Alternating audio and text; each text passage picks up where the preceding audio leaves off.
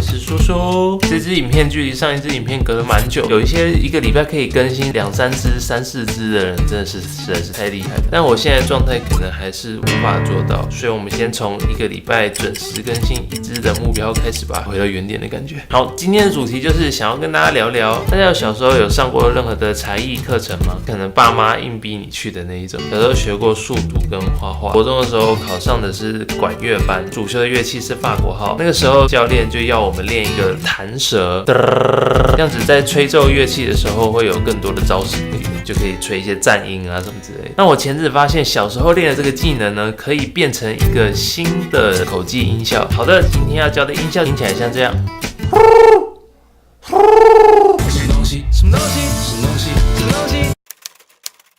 猫头鹰的叫声。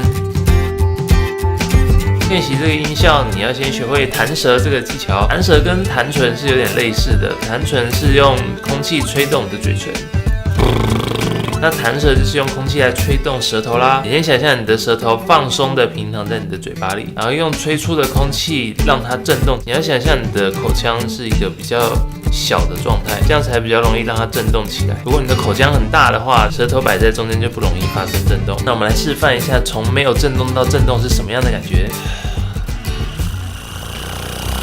它震动的时候就有那个啪嗒啪嗒的声音。那你成功让它震动起来之后呢，接下来就是唱出一个音，然后再配合刚刚的动作，就会变成一个弹舌的音效，听起来像这样。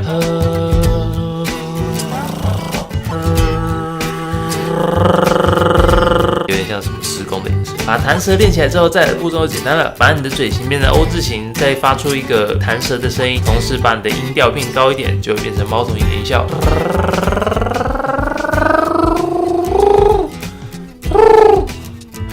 学会猫头鹰的叫声有什么好处呢？你就可以录自己的猫头鹰叫声闹钟，叫自己起床咯。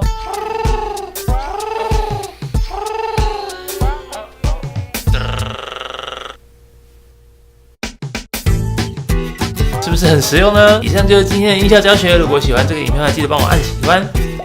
那这次就先这样啦，拜。